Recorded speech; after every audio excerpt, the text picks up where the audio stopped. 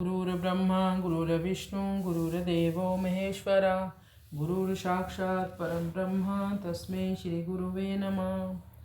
श्रीमद् भगवद गीता दोषैरेते कुलघ्नानां वर्णशंकरकारकै उत्साधन्ते जातिधर्मा कुलधर्माश्च शाश्वता।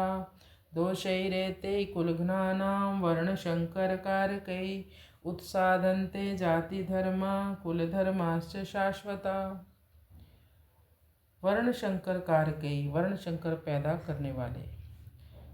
अर्जुन कहते हैं, युद्ध में कुल का क्षय होने से कुल के साथ चलते आए कुल धर्मों का भी नाश हो जाता है। कुल धर्मों के नाश से कुल में अधर्म की वृद्धि हो जाती है। अधर्म की वृद्धि से स्त्रियां दूषित हो जाती हैं। स्त्रियों के दूषित होने से वर्णशंकर संतानें पैदा हो जाती हैं। इस तरह इन वर्णशंकर पैदा करने वाले दोषों से कुल का नाश करने वालों के जाति धर्म वर्ण धर्म नष्ट हो जाते हैं।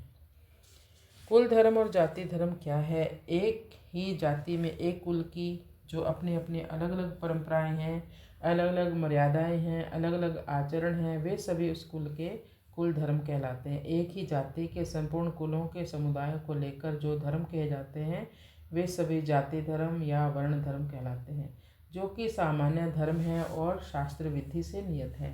इन कुल धर्मों का और जाति धर्मों का आचरण न होने से ये धर्म नष्ट हो जाते हैं।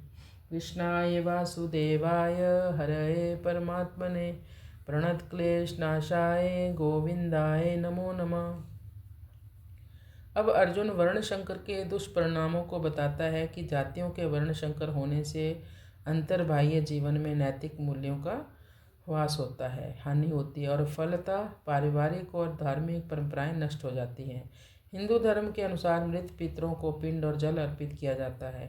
इसका तात्पर्य यह है कि पितर यह देखना चाहते हैं कि उनके द्वारा अत्यंत परिश्रम से विकसित की गई और अपने पुत्रों आदि को सौंपी गई सांस्कृतिक शुद्धता को वे किस सीमा तक बनाए रखते हैं और उसकी सुरक्षा किस प्रकार करते हैं। अर्जुन के इस वाक्य से और अधिक स्पष्ट हो जाता है। जैसा कि हमने देखा, धर्म का अर्थ होता है भारतीय आध्यात्मिक संस्कृति, जिसका प्रशिक्षण प्रत्येक घर में ही शुरू हो जाता है। अर्जुन का यह भी भय है कि इस गृह युद्ध से जाति धर्म व कुल धर्म नष्ट हो जाएंगे। सामान्य ज्ञान की बात है, ये सब जानते हैं। यह तो सुविदित है कि प्रत्येक युद्ध के बाद समाज में नैतिक और सांस्कृतिक मूल्यों का सहसा पतन ही होता है। अनैतिकता और छल कपट की प्रवृत्तियों के नीचे दबा हाँफ रहा आज का युग उपरोक्त तथ्य का ज्वलंत उदाहरण है। युद्ध के बाद न केवल लंगड़े लूलों की संख्या बढ़ती है, वरना उससे भी भयंकर परिणाम मन की गंभीर विकृतियों के भी सामने आते हैं। इन श्लोकों में हम अर्जुन को संसार के सबसे पहले युद्ध विरोधी व्यक्ति के रूप में पाते हैं। इन अनुच्छेदों में वे शांति प्रिय लोगों के लिए सर्वकालिक तर्कों की एक सुंदर श्रृंखला भेंट कर रहे हैं। कृष्णाय वासुदेवाय हरये परमात्मने प्रणतक्लेशनाशाय गोविंदाय नमो नमः।